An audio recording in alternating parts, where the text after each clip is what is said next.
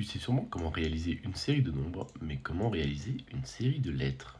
Bienvenue dans une minute pour maîtriser Excel, où tu apprends à maîtriser Excel en une minute par jour. Pour ce faire, tu vas utiliser la fonction car et commencer avec 65 pour le A majuscule. Pour incrémenter cette fonction, tu vas utiliser le comptage de lignes.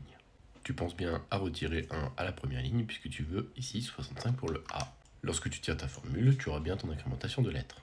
Très bien pour une seule lettre, mais toi, tu en veux plusieurs. Recopions 3 fois la formule avec un éperluette entre chaque et faisons entrer. Nous avons bien nos 3A, et lorsque je tire, je n'ai malheureusement pas l'incrémentation que je veux. Effectivement, j'ai demandé à Excel d'incrémenter sur chaque ligne chacune de mes lettres. Pour comprendre le suite de la formule, il faut tout simplement comprendre qu'il y a 26 lettres dans l'alphabet, 676 lettres de AA à ZZ et 17 576 si on a 3 lettres. Maintenant que tu sais qu'il faut 676 combinaisons pour modifier les 2 dernières lettres de ta série, il te faudra diviser ton comptage de lignes par 676 pour ta première lettre. Ici, ligne A1 -1.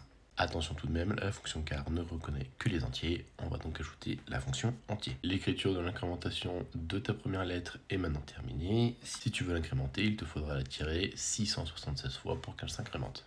On va maintenant appliquer le même raisonnement pour la deuxième et troisième lettre.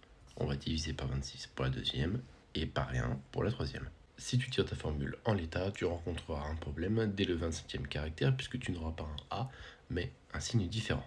Pour obtenir de nouveau un A sur la troisième lettre au 27e caractère, sur la deuxième au 677e et ainsi de suite, il faudra créer une sorte de boucle. Pour créer cette boucle, on va utiliser la fonction mode. Tu indiques pour ton deuxième caractère que la fonction mode prend en compte le nombre de la ligne -1 et le diviseur 676A, puisque l'on veut que le deuxième caractère se renouvelle tous les 676 fois. Idem pour le troisième caractère, avec un renouvellement tous les 26 fois. À partir de là, tu peux entrer ta formule et la tirer, tu n'auras plus aucun problème. Il ne te reste plus qu'à tirer ta formule sur 17 576 lignes, mais pour éviter cela, on va faire une série. Tu saisis un 1 où tu veux que ta série démarre, tu te rends dans Accueil, Édition, tu cliques sur Recopier et Série. À partir de là, en colonne, tu veux une série linéaire jusqu'à 17 576 avec un pas de 1. Et tu auras ta série. Tu sélectionnes ta première formule, tu double-cliques en bas à droite et tu auras ta série de lettres réalisée.